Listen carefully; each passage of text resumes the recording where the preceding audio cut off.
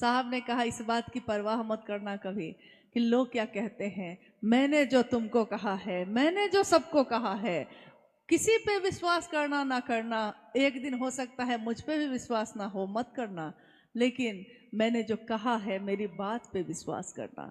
और मैं शिवशिष का अपना रूप जो वो दिखा रहे हैं, मैं शिव का शिष्य हरिंद्रानंद ये कहता हूँ कि शिव को प्रणाम करने से ही कृतज्ञता ज्ञापित होती है। शिव की चर्चा करने से ही साधना या उपासना की सारी पद्धतियां पीछे छूट जाती हैं। शिव की चर्चा ध्यान की अनुपम विधा है। मैं शिव का शिष्य हरिनारायण ये कहता हूँ कि शिव से दया मांगना कृतज्ञता ज्ञापित करने का, भक्ति की अभिव्यक्ति का सबसे सुंदर तरीका है। सांसों पे शिव का नाम नमः चढ़ना और शिवाय का उतरना शिव शिष्यों के द्वारा किया हुआ सर्वोत्तम जप है। माला पे जप करने का प्रचलन पुराना है, बहुत समय से चला आया है। कोई तुलसी की माला पे करता है, कोई रुद्राक्ष की माला पे करता है, कोई गमल गट्टे की माला पे करता है, जिसको जो माला मिलती है उस पे करता है। लेकिन सांसों की माला पे सिमरू में शिव का नाम, सांसों की माला पे पल पल मेरी हर सांस उस शिव का नाम ले, बस शिव का नाम ले, सिमरू में शिव का नाम। ये बात, ये पद्धति आज तक हर व्यक्ति के लिए किसी ने कभी नहीं कही। पहली बार साहब हरिंद्रानंद जी ने यह कहा। महादेव को गुरु बनाकर सांसों पे ही नमः शिवाय का जप करके उनको प्रणाम किया जा सकता है। अंबाला की ये जो धरती है जहां आज ये शिवगुरु परिचर्चा हो रही है, आज ये घटित हो रही है, लेकिन शिव के शिष्य हरिंद्रानंद जी के मन में ये घटित तो बहुत पहले हो चुकी है, आज दिख रही है। लेकिन ये सारी चीजें बन तो उसी दिन गई थी। हर कुछ दिन के बाद किसी न किसी चर्चा में उन्होंने इस स्थान का नाम लिया है, अंबाला का नाम लिया है। तो अंबाला का नाम लिया है यानी उनकी सोच में अंबाला रहा है हमेशा। आज अंबाला की इस धरती पे पहली बार एक आयोजन हो रहा है शिव गुरु के नाम पे। अद्भुत और अप्रतिम ये पल, ये सुखद पल जो बीत रहा है, शायद आने वाले समय में इससे भी सुंदर पल आएगा, आएगा ही आएगा। और आएंगे लोग, और बोलेंगे लोग, और काम करेंगे महादेव का। शायद हम लोग देख पाए ना देख पाए, ये तो नहीं जानते। लेकिन आज जो ये घटित हो रहा है, ये आज की जो अनुभूति है ये यही है कि हमारे साहब और दीदी की उपस्थिति हर पल हर स्थान पे है। बिना उनकी उपस्थिति के ये घटित नहीं हो सकता था, आज हो रहा है। उनकी सोच है। यहाँ की एक घटना आपने सुनी होगी, किसी न किसी से सुनी होगी, या साहब की चर्चाओं में सुना होगा। अक्सर उन्होंने इस घटना को दोहराया। हम लोग हमेशा इस बात को करते थे कि साहब आखिर कहना क्या चाहते हैं, साहब आखिर इस घटना को बार बार क्यों बताते हैं। वो सीधे सीधे नहीं कह के क्या इस घटना को बता के क्या कहना चाहते हैं। घटना क्या है? ये घटना अंबाला छावनी के नाम से जाना जाता है। अंबाला कैंट यानी सेना की छावनी है। यहाँ अंग्रेजों के समय से है। ये अंग्रेजों के समय से इस जगह पे छावनी रही है, आज भी है, पूरी तरह है। और ये घटना उस समय की है। ये नदी जो शिवालिका पहाड़ से बहती है और अंबाला से गुजरती है, पहाड़ी नदी है तो स्वाभाविक है, पहाड़ की नदी जो उतरती है तो उसमें कभी भी पानी कम होता है और अचानक से बहुत तेज पानी आ जाता है। हम लोग जब तक समझते हैं तब तक पानी इतना तेज हो जाता है कि पार करना भी मुश्किल होता है। ये घटना जो साहब श्री के मुख से, साहब श्री के द्वारा हम सब ने सुनी है। आज हम इस अंबाला की धरती पे साहब के द्वारा उसी घटना को फिर से दोहराना चाहते हैं, सुनाना चाहते हैं, ताकि हमारा मन पूरी तरह इस बात को समझ सके कि आखिर उन्होंने क्या कहा, कब कहा, क्यों कहा। इस घटना को बताने का उद्देश्य क्या है, बार बार बताने का उद्देश्य क्या है। घटना है कि एक अंधेरी रात में बारिश का समय था और तूफान चल रहा था। एक नंबरदार जो अंग्रेज लोगों के द्वारा था, तो भारत का ही यहीं का था, लेकिन अंग्रेजों के द्वारा नियुक्त था। नंबरदार एक पद होता है, उस समय मिला हुआ था उनको। घोड़े पे सवार होके वो लोग जब चलते थे तो लोग थर्राते थे भय से, यानी उन लोगों से दूसरे भय खाते थे, वो किसी से डरते नहीं थे। परिस्थिति किसी को भी कहीं भी लाके खड़ा कर सकती है। उस अंधेरी रात में अचानक नंबरदार जब वहां पहुंचते हैं उस नदी के किनारे, तो नंबरदार के उस नदी के किनारे पहुंचते पहुंचते बारिश इतनी तेज हो चुकी थी कि नदी का पानी उफान मार रहा था और नंबरदार का घर नदी के उस पार था। तो अक्सर वो आते थे, घोड़े से ही पार करके चले जाते थे, लेकिन उस अंधेरी रात पीछे भी नहीं लौट सकते थे और आगे भी तूफानी बारिश होने के कारण पूरी नदी पानी से भरी हुई थी और बहुत तेज प्रवाह था उसका। नंबरदार खड़ा हो गया वहां और सोचने लगा अब क्या करूं। असहाय असहाय जब व्यक्ति होता है तब निर्भर होता है। चारों तरफ नजर घुमाई उसने, देखा कि दूर एक साधु, एक अघोरी बैठा हुआ है। नंबरदार को अपनी तरफ देखते हुए साधु ने इशारे से बुलाया। समझ गया कि संकट में फंसा हुआ है, बुलाया। क्या बात है बच्चा? नंबरदार ने कहा बाबा उस पार है मेरा घर, लेकिन इतना तूफान होने के बाद अब ये पानी पार करना बड़ा मुश्किल है, कैसे जाऊं? अघोरी ने कहा कि इतनी सी बात है। अघोरी ही तो था।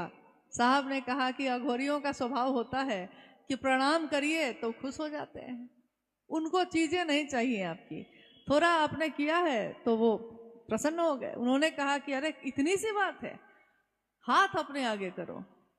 उसने अपने दोनों हाथ आगे कर दिए और बालू जो भींगा हुआ था, नदी के किनारे का बालू जो भींगा हुआ था, उस बालू में उस अघोरी ने अपनी उंगलियों को डुबाया। सामने नंबरदार जो हाथ फैला के बैठा हुआ था, उसके एक हाथ पे शी और एक हाथ पे व लिख दिया और कहा इसी को देखते हुए देखो तो क्या है। नंबरदार ने अपने हाथ को जोड़ा, कहा शिव।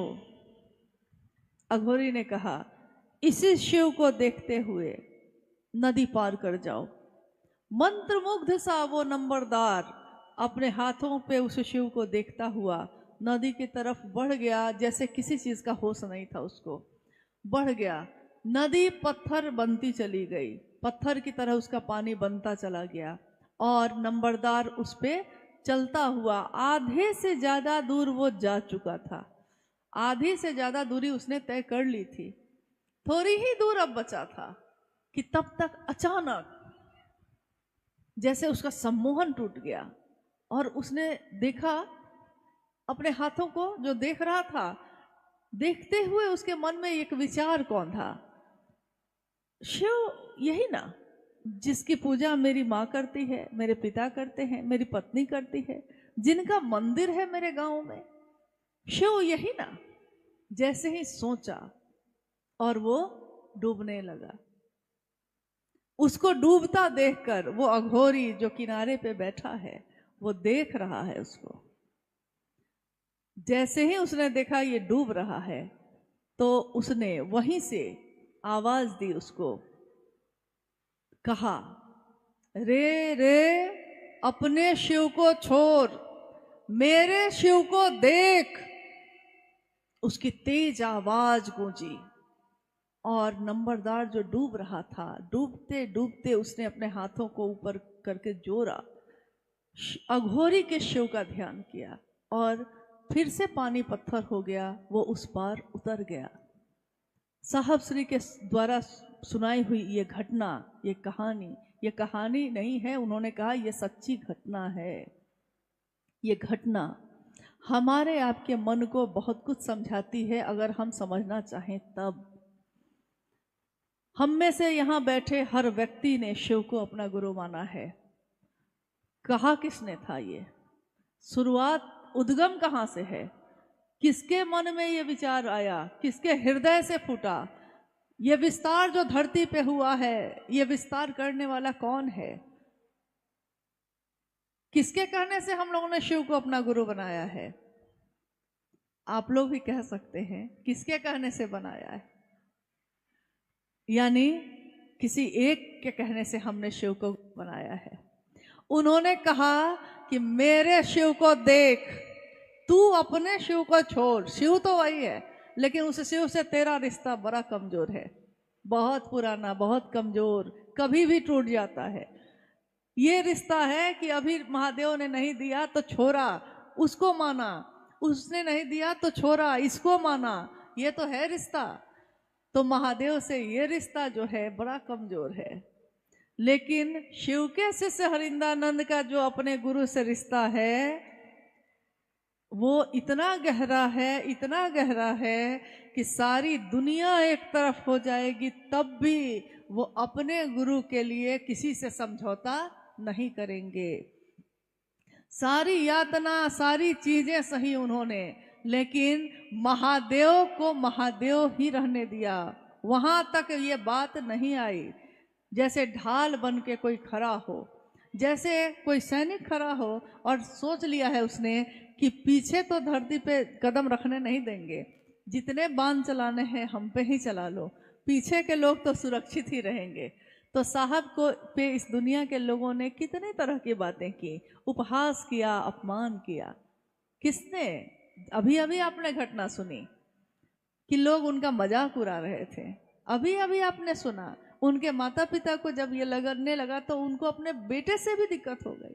स्वाभाविक है, चिंता में दिक्कत हुई, लेकिन चिंता में ही तो बहुत कुछ बोल देते हैं हम। अपनों की चिंता में बहुत कुछ बोल देते हैं। कहाँ समझ पाते हैं कि शिव भी अगर शरीर में उतरेंगे तो हम कहाँ समझ पाते हैं, हम कहाँ जान पाते हैं कि कौन हमारे बीच आया है और किससे हमारी अभी अभी मुलाकात हुई है। आप तो नहीं जान सकिएगा, इन आंखों से तो नहीं देख सकिएगा। अपने शिव को छोड़ मेरे शिव को देख। किसी पे विश्वास हो या ना हो, मेरी बात पे विश्वास करना। ये तीनों सूत्र सहायक हैं शिव को गुरु बनाने में। सहायक मतलब मदद करते हैं, लेकिन मुख्य चीज क्या है? कौन सी ऐसी मुख्य चीज है जिसकी मदद के लिए ये चीजें हैं? हमेशा उन्होंने ये कहा भी और शिष्यानुभूति में लिखा भी है कि आपका अस्थाई शिष्य भाव होना ही अनिवार्य है। शिव की शिष्यता में एक निष्ठता और समर्पण अपने गुरु के लिए होना ही होना है। आप कहिएगा मुझको अभी विश्वास नहीं है, तो कोई दिक्कत नहीं है। गुरु के रूप में जब हम शिष्य बनते हैं उनके, तो गुरु के रूप में उस शिव के पास अविश्वास में भी जाया जा सकता है, बिना श्रद्धा के भी जा सकते हैं।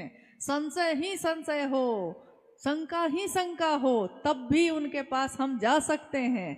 महादेव गुरु के रूप में एक ऐसी सत्ता है जो ये नहीं कहते कि मुझ पे विश्वास है तब आओ। जो हो तुम, जैसे हो तुम, उसी रूप में जीव से शिव बनाने का संकल्प साहब श्री का रहा, लोगों को शिव की तरफ भेजने का रहा। शिष्यानुभूति एक छोटी सी किताब जो 1990 में लिखी गई, शायद आपके पास होगी, अगर नहीं हो तो आप मंगवा सकते हैं, मुख्यालय से मंगवा सकते हैं, गुरु भाइयों के द्वारा या गुरु बहनों के द्वारा मंगवा सकते हैं। उसको पढ़िएगा। उसमें साहब ने जो बातें लिखी हैं, अपनी अनुभूति, शिष्यानुभूति यानी शिव के शिष्य साहब हरिंदानंद जी की अनुभूति उन्होंने लिखा है अपने गुरु के लिए कि अगर विश्व का मानव आपको अपना शिष्य भाव अर्पित करता है तो गुरु के रूप में शिव को विश्व के मानव के अभ्युदय का भार लेना ही पड़ेगा। कितने समय के बाद इस पंक्ति को दोहराते समय ये प्रश्न बार बार उठने लगा कि ये पंक्ति ये बताती है कि शिष्य बोल रहा है कि गुरु को क्या करना होगा। यहाँ तो गुरु बताता है ना कि शिष्य को क्या करना होगा, तो शिव के शिष्य हरिंदानंद जी बता रहे हैं कि शिव को क्या करना होगा। साहब ने कहा कि प्रेम अधिकार लाता है। आपका बेटा आता है स्कूल से और कहता है माँ आज के आज जूता खरीदा जाना चाहिए, जूता फट गया। आप कहते हैं अभी रुक जाओ, पैसा नहीं है, 2 दिन 4 दिन बाद खरीद देंगे। कहता है नहीं, अभी का अभी खरीदना ही होगा। प्रेम है, प्रेम में अधिकार होता है। पिता को कह देते हैं बाबूजी नहीं, आपको ये काम तो करना होगा बाबूजी। अधिकार है, प्रेम में अधिकार होता है। यानी शिव से उनका प्रेम ये अधिकार उनको देता है कि वो अपने गुरु शिव को कह रहे हैं ये कि अगर विश्व का मानव आपको अपना शिष्य भाव देगा, चाहे वो किसी जाति, किसी धर्म, किसी संप्रदाय, किसी वर्ण, पुरुष या स्त्री, अमीर या गरीब, कुरूप या सुंदर, कोई भी हो, अगर शिष्य भाव देता है, हे शिव आपको विश्व के मानव के अभ्युदय का भार लेना ही पड़ेगा, लेना ही होगा। और गुरु ने किया भी यही। आज हमारे आपके बीच ऐसे कितने लोग हैं, अलग अलग विसंगतियों के लोग, अलग वेशभूषा है, अलग भाषा है, अलग सोच है, अलग खान पान है, हर चीज तो अलग है। यहाँ तक कि एक एक जर्रा जर्रा इस धरती का और रोम रोम हमारे शरीर का, सबका एक दूसरे से अलहदा है, जुदा है, अलग है, एक जैसा नहीं है, कुछ भी एक जैसा नहीं है। तब भी विसंगतियों में संगति की स्थापना करते हैं शिव, और उस महादेव को अपना गुरु बनाने का आवाहन है साहब श्री हरिंद्रानंद जी का। शिव के शिष्यता में जुड़ने के बाद 3 सूत्रों को करने का आग्रह किया जाता है कि ये 3 सूत्र आपके हमारे मन को एकाग्र करेंगे महादेव की तरफ। हम लोग सोचते हैं कि कोई बड़ी बात तो है नहीं, ये इसमें करना ही क्या है। आते हैं, बोलते हैं साहब हरिंद्रानंद जी ने 3 सूत्र दिए हैं, दया मांगना, चर्चा करना और प्रणाम करना। ठीक है भैया, आप सभी को प्रणाम और कह के उतर जाते हैं, इसमें है ही क्या। लेकिन इसमें दुनिया की कोई चीज छूटी हुई नहीं है। हर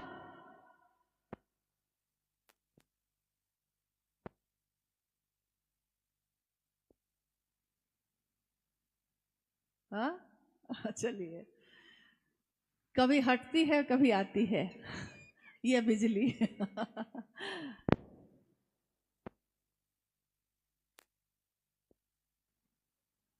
हो रहा है, क्या भाई साहब क्या हो रहा है, आपको भी नहीं ना पता। देखिए करंट क्या, ऊर्जा, ऊर्जा है ना, ये भी क्या करेगी कुछ नहीं मालूम है। ऊर्जा को संभालने का ज्ञान नहीं हो तो जिसके हाथ में होती है वो ताकत उसी हाथ को जला देती है। संभालने का ज्ञान कितना जरूरी है, हर चीज में ज्ञान कितना जरूरी है। शिव से दया मांगना पहला सूत्र है। हम लोग प्रतिदिन अपने जीवन में करते हैं, करने जैसा, मशीन की तरह, मशीन की तरह करना है इसलिए कर लिया है, मशीन की तरह कर रहे हैं। मशीन में यानी टेप रिकॉर्डर में प्रेम के गीत बजते हैं, लेकिन मशीन को प्रेम किसी से नहीं होता। मशीन में दुख के, शोक के, रोने के गाने बजते हैं, लेकिन मशीन की आंखों से आंसू नहीं बहते। जिसमें संवेदना होती है, जिसमें एहसास करने की क्षमता होती है, सुख या दुख वही महसूस करता है, आनंद भी वही महसूस करता है। जीव से शिव भी वही हो सकेगा, संभावना है ये। तो शिव से दया मांगना यानी इसमें थोड़ा भाव भी हो। ठीक है भैया, ये माइक ठीक है, ये ठीक है।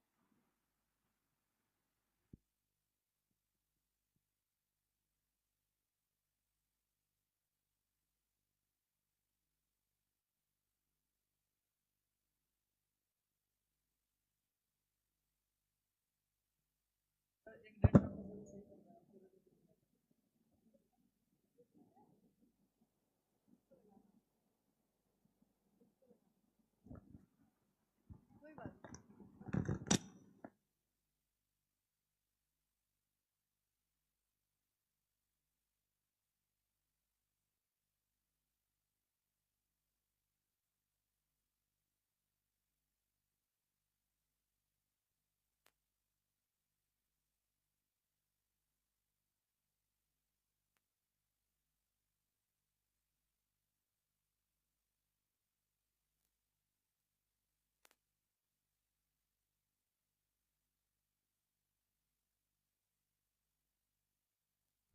हेलो। छोड़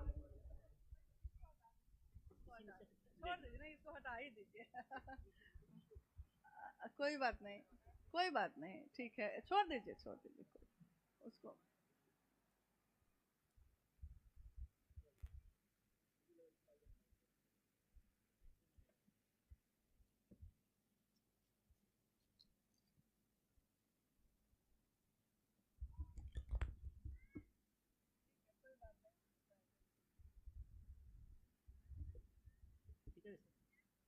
ठीक है, मत दीजिए आप। वो लगता है स्टैंड हमको सुनने, मत दीजिए, छोड़ दीजिए, छोड़ दीजिए, कोई बात नहीं है। नया नया काम करने में ये सब होता रहता है, कुछ ना कुछ तो होगा ही होगा। लेकिन कुछ भी बिगड़ता रहे उसको फिर से बना के ठोक पीट के ले चलना है। हाँ, इसके कारण रुकना नहीं है। तो खैर,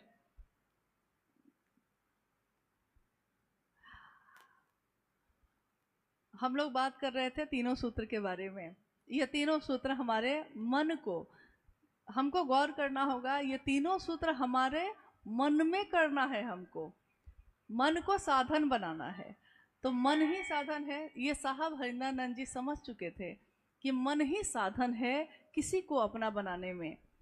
पहला सूत्र दया मांगना, ये भी मन ही मन अपने गुरु शिव को ये संप्रेषित करिए कि हे शिव, आप मेरे गुरु हैं, मैं आपका शिष्य हूँ, मुझे शिष्य पर दया कर दीजिए।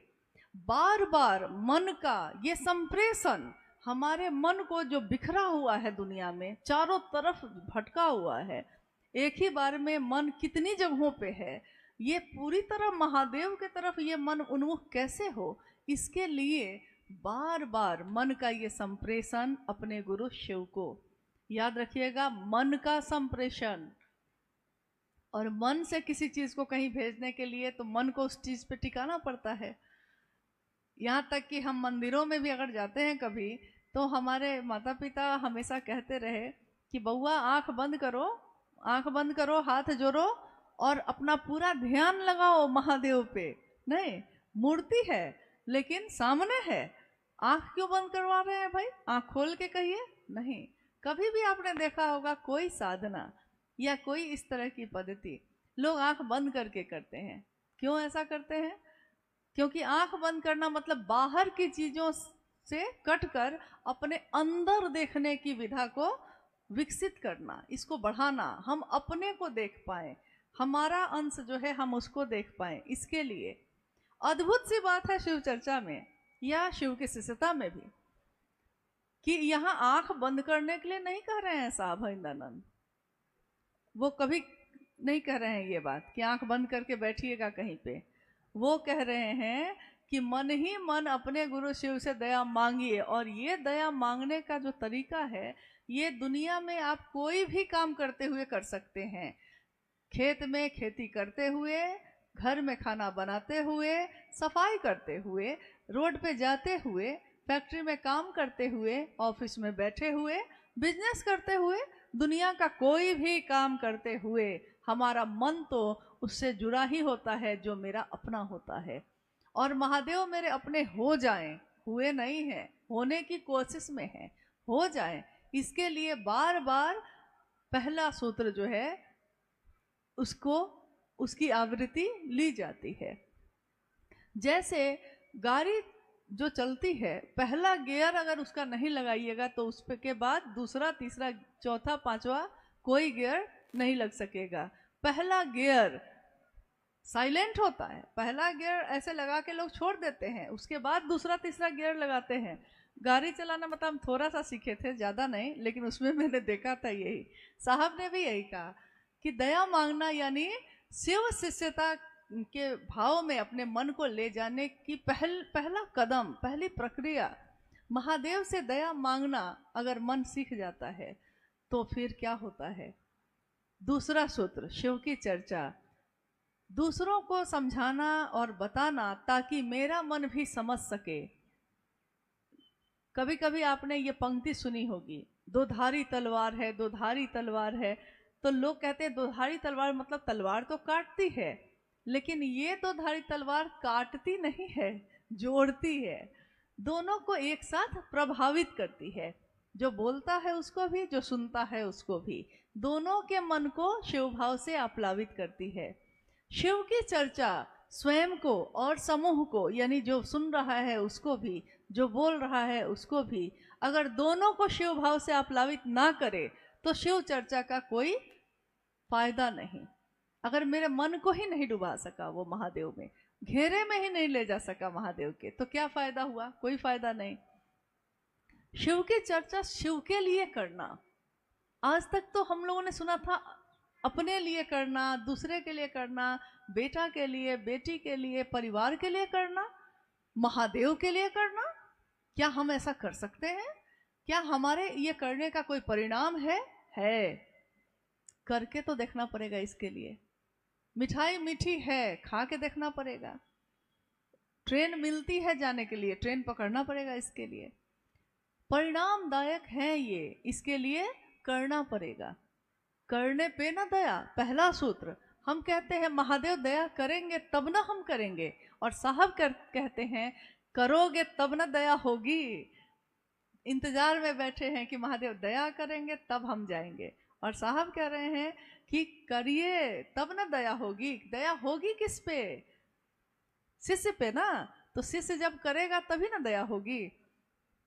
तो पहला सूत्र और दूसरा सूत्र दोनों शिव के घेरे में नहीं हो तो नहीं कर सकते। तीसरा सूत्र, शिव को प्रणाम करना। शिव को प्रणाम करने के लिए बहुत सारी प्रक्रिया पहले से हमारे समाज में, हमारी दुनिया में स्थापित विधियां हैं, जिसमें हाथ जोड़ के प्रणाम करना, झुक के प्रणाम करना, अपने पूरे शरीर को लेटा के प्रणाम करना, साष्टांग प्रणाम करना। अलग अलग तरह की विधियां हैं। आपने देखा होगा कहीं कहीं किसी जगह पे अगर आप जाइएगा, कोई धार्मिक आध्यात्मिक जगहों पे जाइएगा, तो आप देखिएगा कि प्रणाम ही है, करना प्रणाम ही है। मुद्राएं अलग अलग हैं, सबके तरीके अलग अलग हैं। कोई अंगूठा जोड़ के करता है, कोई ऐसे हाथ को मोड़ मोड़ के कर रहा है, कोई हाथ को पीछे बांध के कर रहा है। यानी शरीर की मुद्रा सबकी अलग अलग है, लेकिन प्रणाम तो मन करता है। और साहब श्री ने कहा प्रणाम भी तो आपका मन ही करेगा। उस महादेव को मन ही मन प्रणाम करिए, बार बार करिए। एक पत्थर पे पानी फेंकिए, पत्थर का कुछ नहीं बिगड़ता है, लेकिन अगर बूंद बूंद, एक एक बूंद उस पत्थर पे लगातार अनवरत, एक बूंद पानी की कुछ नहीं बिगाड़ सकती किसी का, लेकिन लगातार उसका अभ्यास, लगातार उसका गिरना, निरंतर ये प्रक्रिया एक दिन उस पत्थर को भी फाड़ देती है। और हमारा आपका मन जो इतने संवेदनाओं से घिरा हुआ है, इतने एहसास है उसमें, प्रेम, सहानुभूति, करुणा को महसूस करता है, उस मन में महादेव के लिए ये तीनों सूत्र करना धीरे धीरे हमारे बिखरे हुए मन को, जो चारों तरफ फैला है, सीधे महादेव के तरफ उन्मुख करता है। संसार में इसको कहते हैं गुरुमुख होना। गुरु का के तरफ मुख का होना नहीं, मेरे मन का गुरु के तरफ उन्मुख होना। तो ये तीनों सूत्र इसमें मदद करते हैं। और जैसे ही हमारा मन पूरी तरह उन्मुख हो जाता है, तो ये अस्थाई शिष्य भाव लगातार हमारे मन में अस्थाई, अब बाहर से कुछ भी होगा ये बदलेगा नहीं। अब महादेव देंगे कि नहीं देंगे, बदलेगा नहीं। हम ना अपना बेटा अच्छा है कि बुरा है, हम बेटा नहीं बदलते हैं। मेरा पति अच्छा है या बुरा है, हम पति नहीं बदलते हैं। मेरे अपने माँ बाप कैसे हैं, हम अपने माँ बाप को नहीं बदलते हैं। लेकिन जैसे ही हमारा रिश्ता कमजोर होता है उस ईश्वर से, तो हम ईश्वर बदलने लगते हैं, हम धर्म बदलने लगते हैं, हम रास्ते बदलने लगते हैं। लेकिन अगर हमारा मन उस महादेव पे टिक जाए, एक बार टिक जाए, एक प्रणाम हो जाए महादेव को, फिर वो हिल भी नहीं सकता। क्योंकि अब महादेव ने हमको आपको पकड़ लिया है। हम अपनी तरफ से पकड़ते हैं तो छूटते हैं, कभी छूट जाते हैं, कभी हाथ छूट जाता है। लेकिन अगर महादेव पकड़ेगा तो वो कभी नहीं छोड़ेगा। महादेव पकड़ेगा कैसे? क्या महादेव आज नहीं पकड़े हुए हैं? पकड़े हुए हैं। लेकिन गुरु और शिष्य परंपरा ये बताती है कि गुरु कोई भी हो वो ईश्वर से मिलवाता है, सही गुरु। शिव भी जब गुरु होंगे तो वो ईश्वर के अपने ही स्वरूप से मिलाएंगे। महादेव का समग्र स्वरूप तीसरा सूत्र में जब हम नमः शिवाय से प्रणाम करते हैं, नमः शिवाय मंत्र शिव के समग्र स्वरूप को प्रणाम निवेदित करने की अनुपम विधा है। ऐसी विधा जो शिव के संपूर्ण स्वरूप को प्रणाम करती है एक साथ। तो ये तीनों सूत्र जो सुनने में या कहने में बहुत आसान लगते हैं, ये दुनिया का सबसे कठिन काम है, लेकिन आपके हमारे निरंतर अभ्यास से ये एक दिन हो जाता है। लेकिन निरंतर लगातार ये करना होगा। अपने लिए तो हमने बहुत कुछ किया है, आइए महादेव के लिए करते हैं। ये सौभाग्य मिला है इस जीवन में। आज का ये कार्यक्रम जो है अब तो थोड़ी देर तो हो गई है, लेकिन कोई जिज्ञासा है तो कहिए भाई।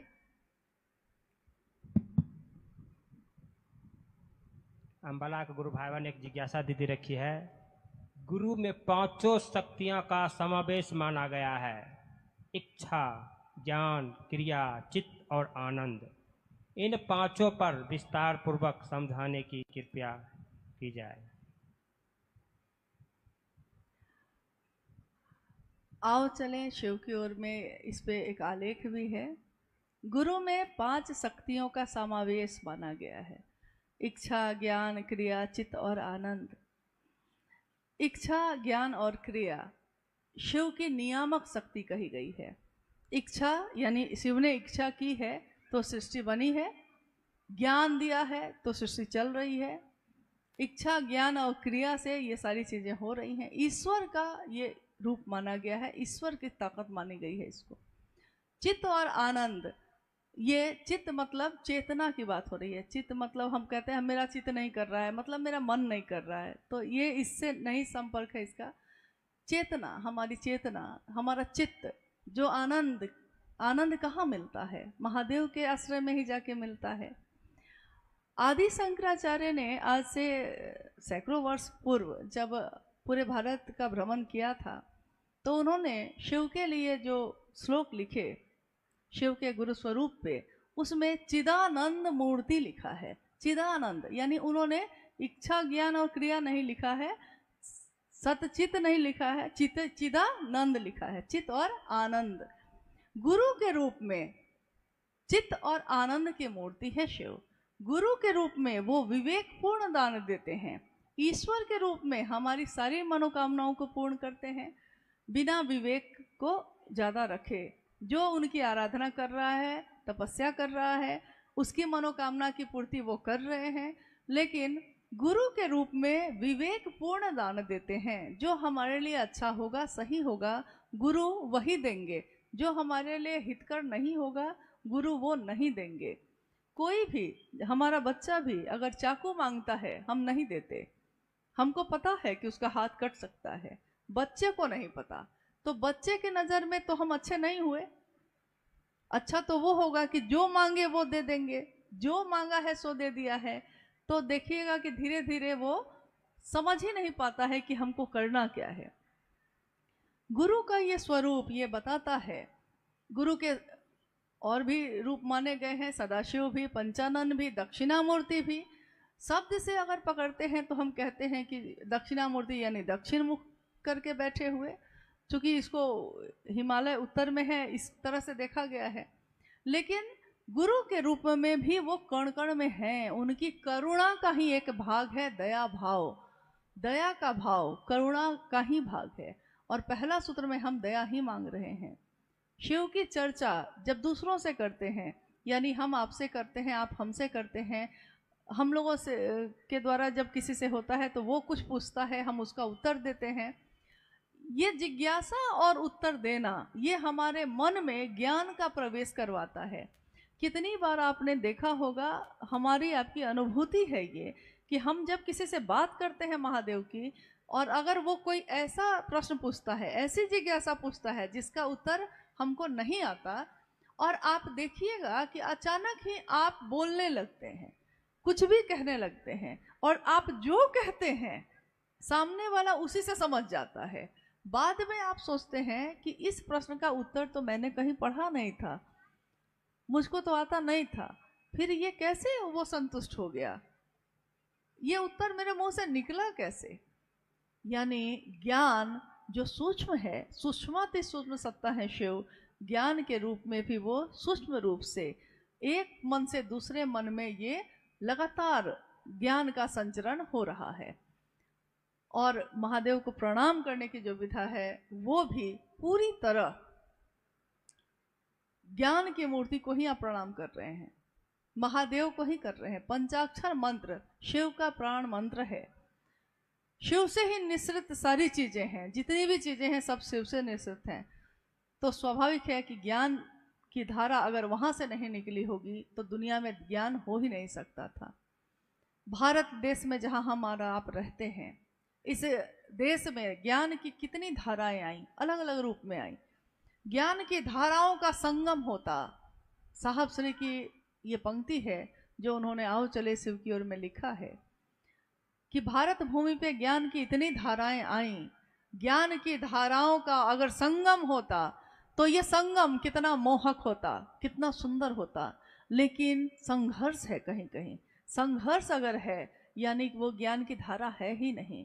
ज्ञान की धारा में संघर्ष हो ही नहीं सकता, हमारे आपके बीच में संघर्ष हो ही नहीं सकता अगर सारे लोग ज्ञान की ही बात कर रहे हैं, अगर सारे लोग विश्व मूर्ति शिव की ही बात कर रहे हैं, अगर सबके चित्त में वही आनंद मूर्ति बैठे हैं, तब तो कहीं कोई संघर्ष नहीं है। ये तो प्रेम की धारा है, मोहक है, लुभाती है, मुग्ध करती है और दूसरों को सुवासित भी करती है।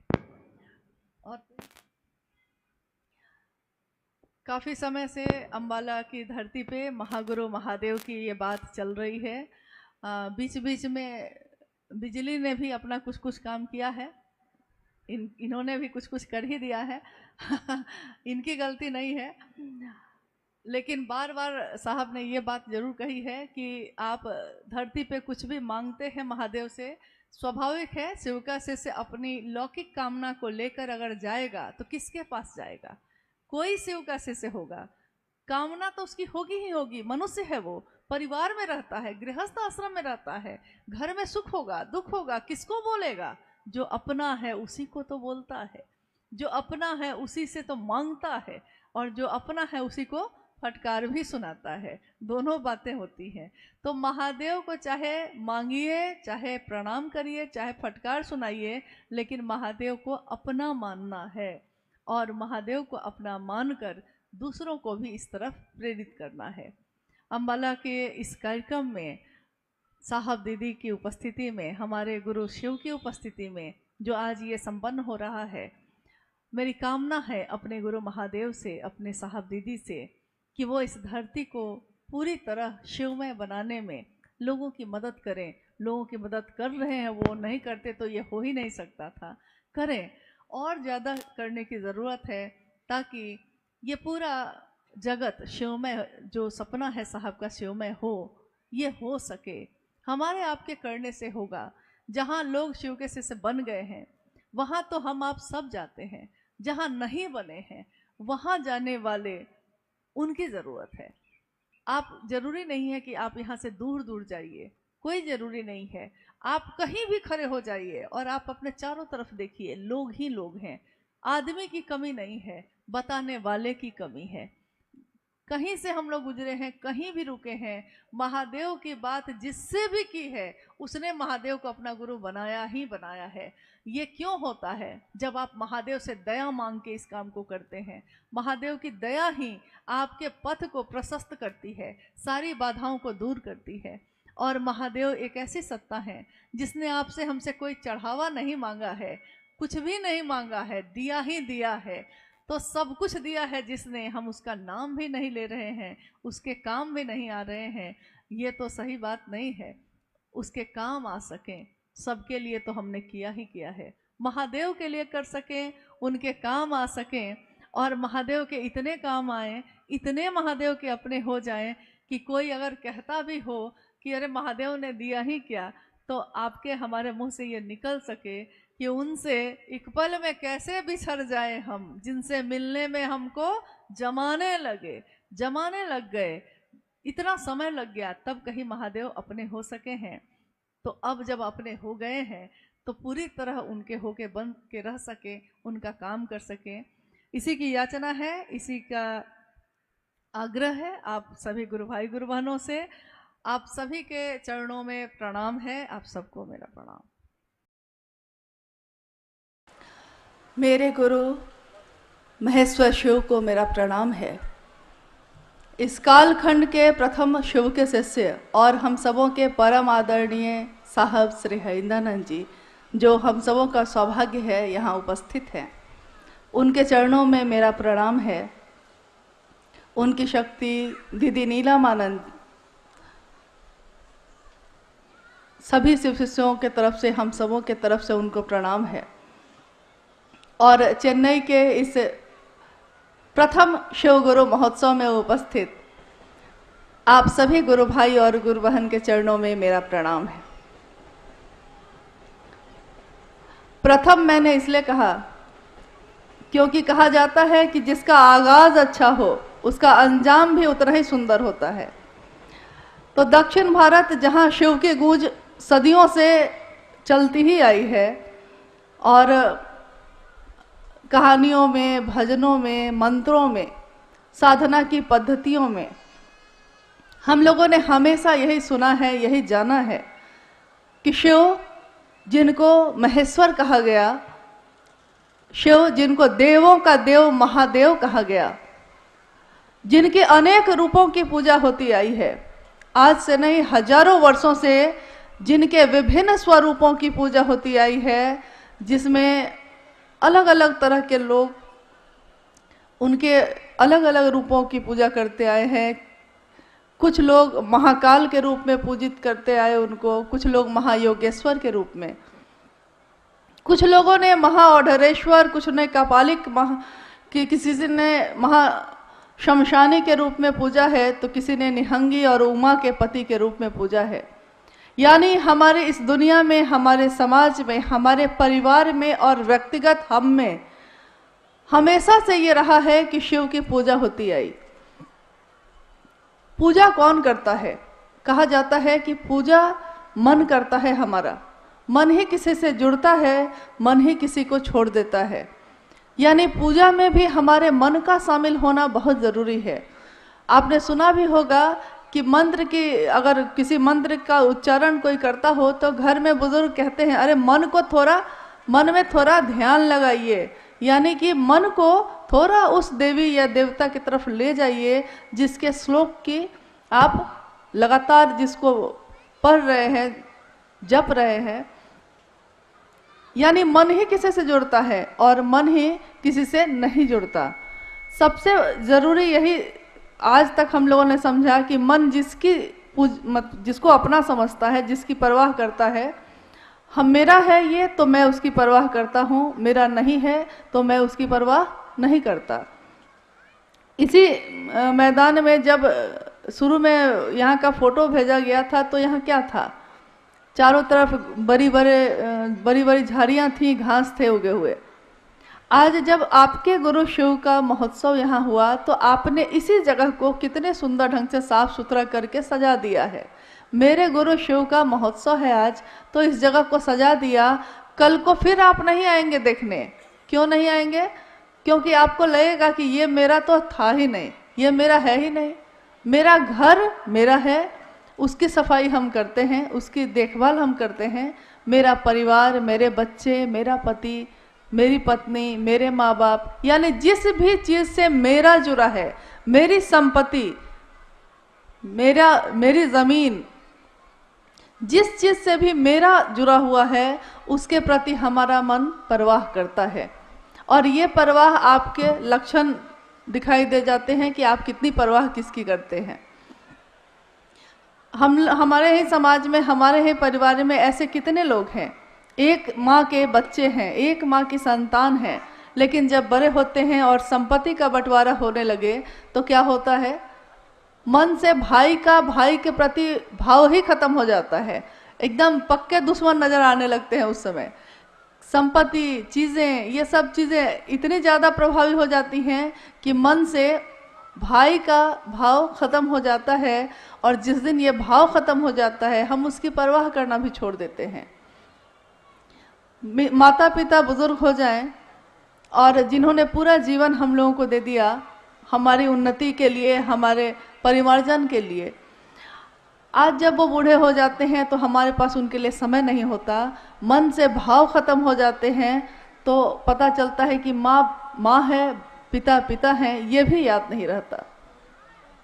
तो वो शिव जो हजारों हजार साल से पूजित तो हुआ, घर घर में जिसकी पूजा हुई, शिवलिंग पे जिसके प्रतिदिन न जाने कितने जगहों पे जल का अर्पण किया जाता है, नमः शिवाय मंत्र की गूंज हर जगह होती है, और उनके महामृत्युंजय मंत्र ओम त्र्यंबकम यजामहे कितने जगहों पे, मंदिरों में, घरों में उसके जप होते हैं। लेकिन हम लोगों ने कभी ये नहीं सोचा कि हम जिसकी उपासना करते हैं, हम जिसकी पूजा करते हैं, उसके प्रति हमारा मन कितना जुड़ा हुआ है। क्योंकि पूजा पे भी हम बैठते हैं तो हमारा मन कहाँ होता है। आप सुबह सुबह नहा के पूजा जब करने जाते हैं तो क्या सही में उसी देवता या उसी भगवान, उसी शिव के प्रति आपका मन पूरी तरह समर्पित होता है? आप नहाए हैं, आपने पूजा की सामग्री ली है, आप बैठे हैं, लेकिन आपका मन कहाँ भटक रहा है? किसी का तो भटक रहा है कि रसोई में क्या बन रहा है, किसी का तो ये कि जितनी जल्दी हो अगरबत्ती दिखाते हैं और चल देते हैं क्योंकि दुकान खोलना है, किसी की ट्रेन छूट रही है, किसी की बस छूट रही है। ऐसी स्थिति में और ऐसे युग में खड़े हैं हम, जहां हमारा मन बेचैन बेचैन है, हर तरफ शोरगुल है, हर तरफ बेचैनी है, कहीं मन शांत नहीं होता। तो अब प्रश्न ये उठता है कि तब हम लोग ऐसी कौन सी साधना करें, ऐसे कौन से मंत्रों का जप करें जिससे हमारा मन उस शिव की तरफ चल सके। तो मंत्रों का जप करने बैठते हैं, मन भटक जाता है, साधना करने बैठते हैं, मन भटक जाता है, यहाँ तक कि हम योग और उपासना करने बैठते हैं तब भी मन भटक जाता है। लेकिन एक बात आपने गौर की होगी, अगर हम किसी से बात करते हों, अगर हम किसी से बातचीत करते हैं किसी भी विषय पे, तो उतनी देर तक हमारा मन उसी विषय पे लगा रहता है, चाहे वो व्यापार हो, चाहे वो पैसा हो, चाहे वो खेती हो, चाहे वो घर की कोई समस्या हो। अगर किसी एक विषय पे हमने बातचीत शुरू कर दी है, यहाँ तक कि आपने देखा होगा कि अगर राजनीति पे बात शुरू हो गई तो धीरे धीरे आसपास के सारे लोग उसमें शामिल हो जाते हैं। अगर क्रिकेट का मौसम है, क्रिकेट की बात हो रही है, सारे लोग उसमें शामिल हो जाते हैं। यानी अगर कोई एक व्यक्ति सही नियत से किसी एक विषय की बात करना शुरू करता है और अगर उस बात में ताकत है तो वो आसपास के सारे लोगों को खींच लेता है। इसी तरह जब हम शिव की बात भी करना शुरू करते हैं तो एक तो खुद हमारा मन उस शिव की दिशा में फोकस होने लगता है, केंद्रित होने लगता है, और जिससे हम बात कर रहे हैं सामने वाला वो भी धीरे धीरे शिव के तरफ उसका मन होने लगता है। यहाँ तक कि मैं और वो जो बात कर रहे हैं तो आसपास के लोग भी धीरे धीरे रुक के सुनने लगते हैं कि क्या बात हो रही है, क्या बात आखिर कर रहे हैं ये लोग, ये क्या है 3 सूत्र, ये क्या है शिव को गुरु मानने की पद्धति।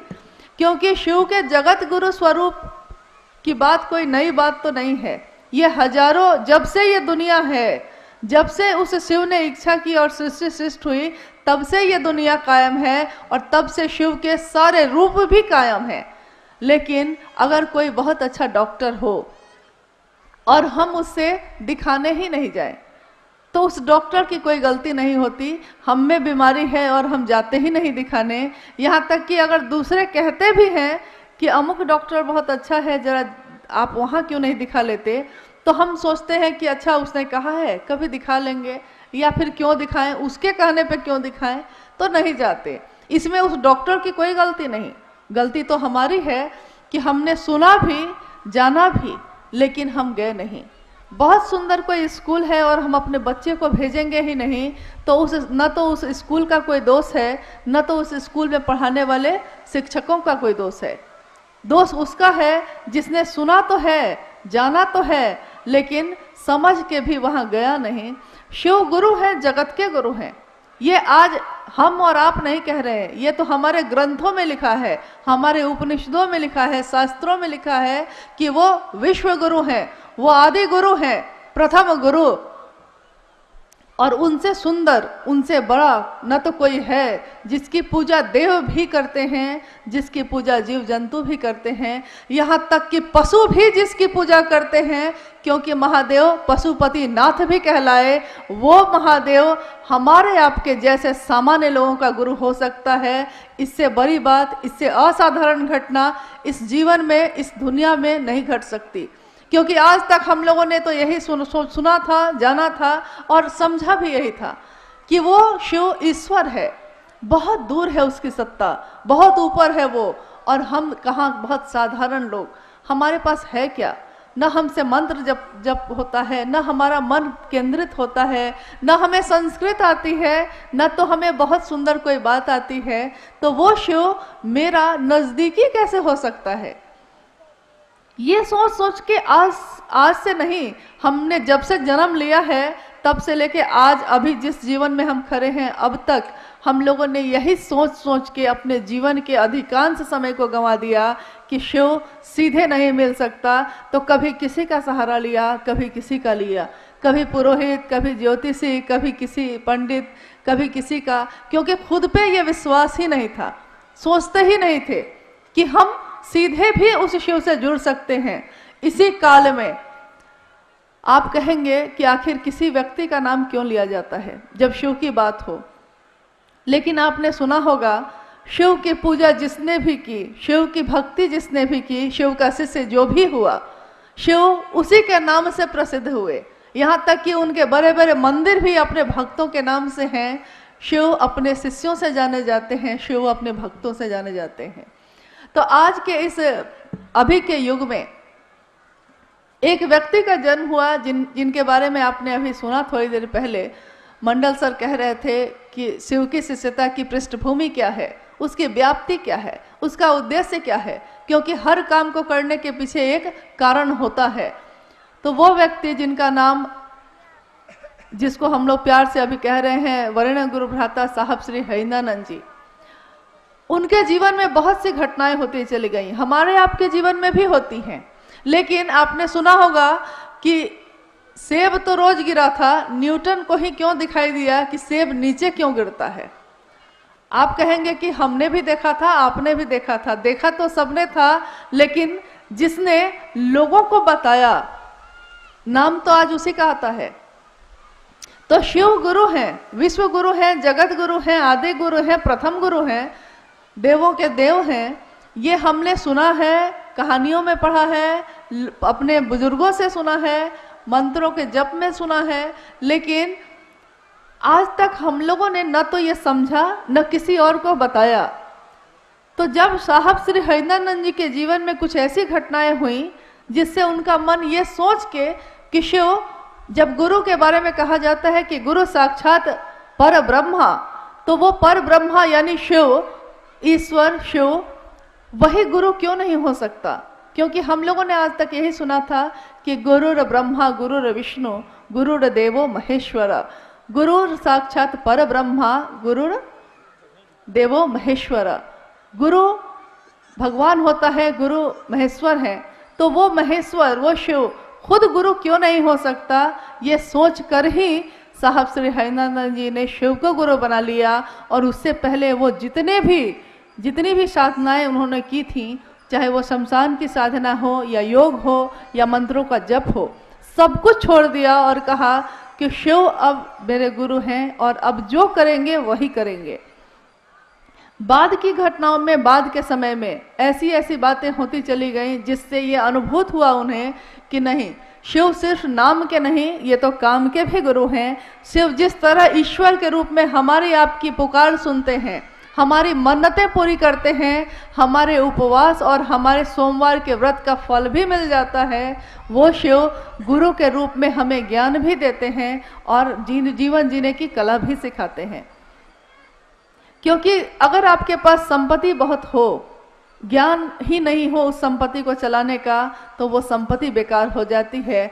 कहा भी जाता है कि आप अपने बच्चे को संपत्ति दे सकते हैं, पैसा दे सकते हैं, लेकिन अगर आपका बच्चा, आप कितने भी बड़े विद्वान हो, आप ही का बच्चा आपसे अगर ज्ञान नहीं लेना चाहेगा, तो ज्ञान ऐसी चीज़ है जिसको आप जबरदस्ती किसी को नहीं दे सकते। चीजें दे सकते हैं, संपत्ति दे सकते हैं और अपना सब कुछ दे सकते हैं, लेकिन ज्ञान नहीं दे सकते। इसीलिए हमारे पूर्वजों में हमेशा यह कहा जाता था, या अभी भी कहा जाता है, कि गुरुमुख हुए कि नहीं आप, यानी गुरु के तरफ आपका मन हुआ कि नहीं।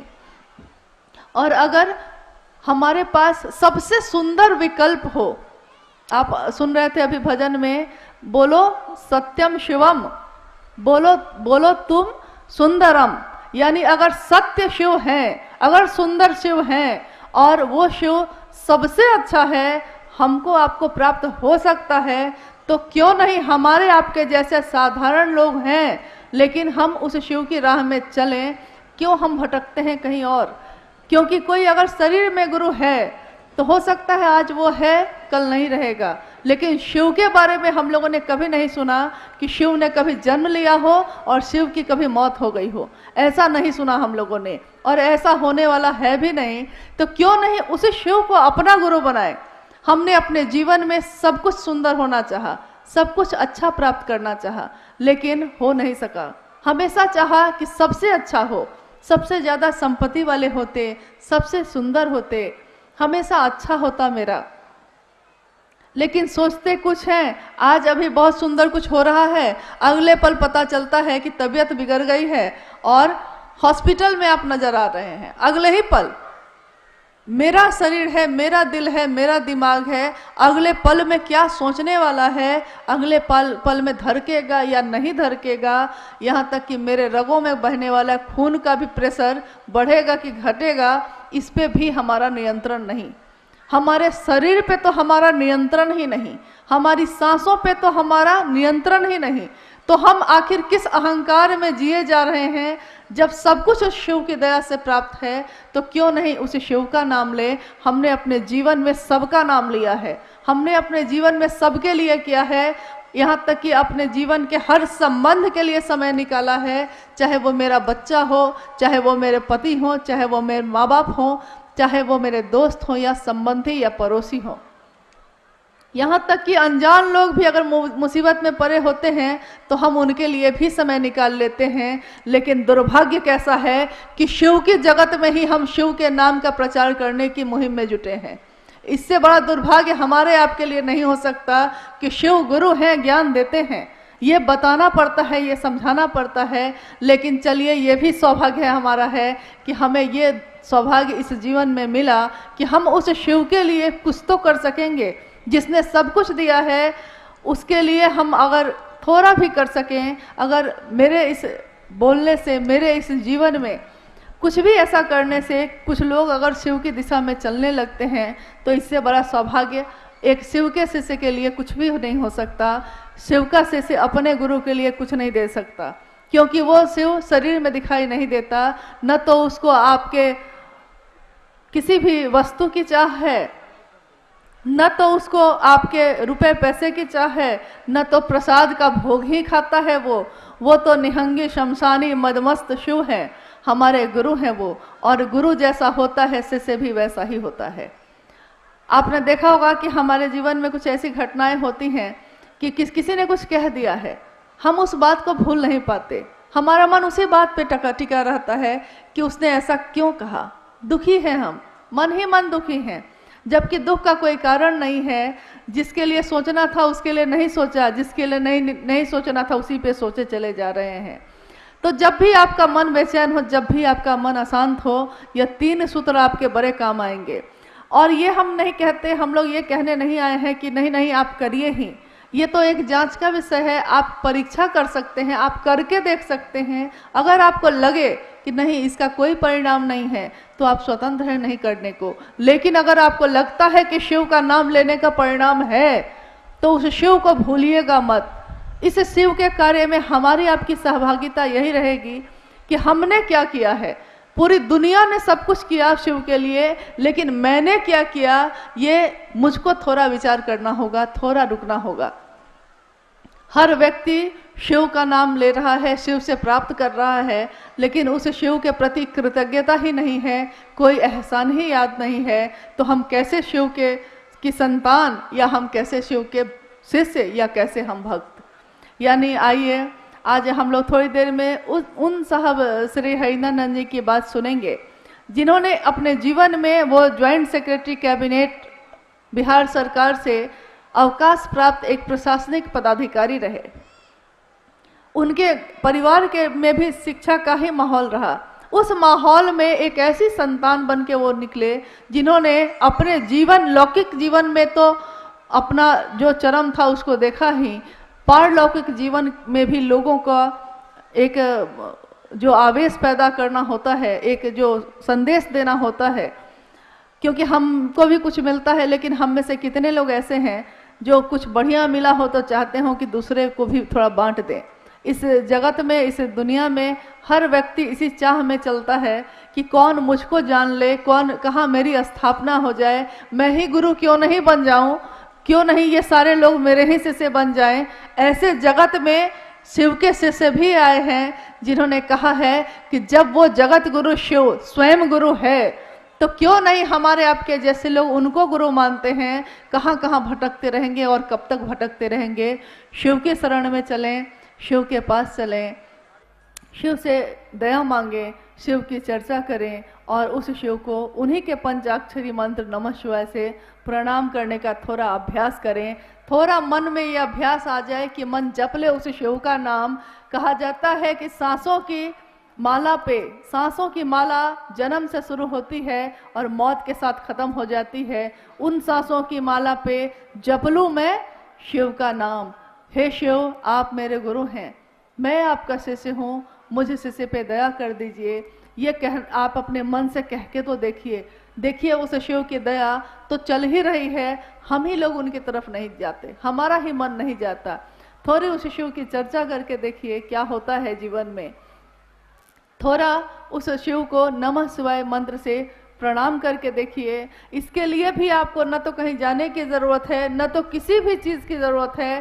सांस चलती है आपकी, आती है और जाती है। उसी सांस पे आप बहुत सहज और सरल ढंग से नमः शिवाय का अभ्यास कर सकते हैं। जब सांस अंदर जाती है मन में सोचिए नमः जाता है, जब सांस बाहर आती है सोचिए कि शिवाय जाता है। नमः शिवाय, नमः शिवाय, ये एक ऐसा वर्तुल कायम करता है जो हमारे मन में भी उस शिव की गूंज पैदा कर देता है।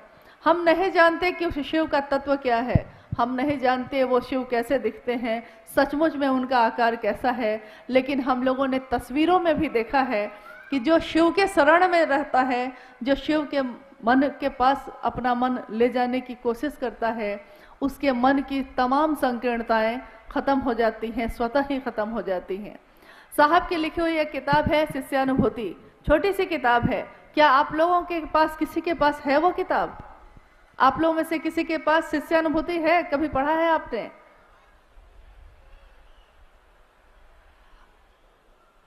नहीं है क्या? नहीं मिली, किसी को नहीं मिली। उसमें शिष्यानुभूति का अर्थ ही होता है एक शिष्य की अनुभूति। और आपको सुन के अच्छा ही लगेगा कि उसका मूल्य यही है। मूल्य के आगे लिखा हुआ है आपका शिव का शिष्य होना। आप शिव के शिष्य हो जाएं, यही उस किताब का मूल्य है। एक शिष्य की अनुभूति के बदले में हम और इससे ज्यादा कुछ नहीं दे सकते। तो उसमें लिखा है साहब ने कि शिव भाव के शिखर की तलहटी में ही समस्त संकीर्णताएं तिरोहित हो जाती हैं। ये जो हमारी दुनिया बटी हुई है जाति, धर्म, संप्रदाय, लिंग, वर्ण और भेदों से, ये सारे भेद स्वतः ही खत्म हो जाते हैं जब हम शिव की बात करते हैं। आपने देखा होगा सावन के समय में हम लोग सोचते हैं कि शिव के लिए जल लेके चले, सारे लोग एक साथ चलते हैं नमः शिवाय बोल बम बोलते हुए, और एक साथ शिव के भजन, शिव के गीत गाते हुए चलते हैं। हम भूल जाते हैं कि हम किस जाति के हैं, हम भूल जाते हैं कि हम किस संप्रदाय, कहाँ के हैं, कैसे हैं, क्या रंग रूप है हमारा, अमीर है या गरीब है। थोड़े दिनों की यात्रा में अगर शिव की गूंज होती है, शिव का नाम लेते हैं, तो हमारे मन की ये सारी संकीर्णताएं खत्म हो जाती हैं। सोचिए अगर पूरे जीवन में ये गूंज हो जाए, पूरे जीवन के पल प्रतिपल और हर सांसों में उस शिव को नमन हो जाए, तो क्या नहीं हो सकता। एक शिव के शिष्य के लिए कुछ भी असंभव नहीं है। मानव ही ऐसा है जो जीव से शिव हो सकता है, जिसमें एक संभावना है ठीक वैसे ही जैसे एक बीए में एक संभावना होती है पेड़ बन जाने की, संभावना है वो, लेकिन अगर आप उसको रोपिएगा नहीं, उसको धरती में गाड़िएगा नहीं, उसकी सेवा नहीं करिएगा, तो उसमें से, उस बीए में से, उस बीज में से पौधा नहीं निकल सकता, फूल पल्लवित और पुष्पित नहीं हो सकता। शिव का प्रेम भी हम में, आप में जन्मजात ही पैदा होने के साथ ही है, लेकिन हम लोग उस शिव के प्रेम को भूल गए हैं। आइए इस शिव गुरु महोत्सव के माध्यम से, शिव की बात के माध्यम से हम अपने मन में बड़े उस बीए को थोड़ा सिंचित करें, थोड़ा सींचे, अपने मन के भाव से, अपने विचारों से, अपनी बोली से, अपने प्रणाम से, ताकि हमारे मन में भी शिव की शिष्यता पल्लवित हो, पुष्पित हो और हमारा आपका जीवन भी शिवमय हो। थोड़ी देर में साहब श्री हरिनानंद जी से हम लोग सुनेंगे कि कैसे हम अपने गुरु की दिशा में चल सकते हैं, किस तरह चलें, क्या करें। इसके लिए थोड़ी देर में वो तुरंत उपस्थित होंगे और हमारा अनुरोध होगा उनसे कि हम सभी शिव शिष्यों को ऐसी ऊर्जा दें ताकि आने वाले समय में हम अपने शिव के लिए कुछ भी काम आ सकें। हमने अपने जीवन में सबके लिए किया, थोड़ा शिव के लिए भी करें। आइए चलते हैं और आप सभी के चरणों में मेरा प्रणाम है, इसी अनुरोध के साथ कि आज मिले तो हैं, लेकिन इस मिलन को भूलिएगा नहीं, इस बात को भूलिएगा नहीं। हम न रहेंगे, आप न रहेंगे, लेकिन हमारी संतान, हमारे परिवार, हमारे इस दुनिया में शिव का नाम चलता रहे। बस यही हमारा सबसे बड़ा कार्य, सबसे बड़ी सहभागिता शिव के गुरु कार्य में होगी। आप सभी के चरणों में मेरा प्रणाम।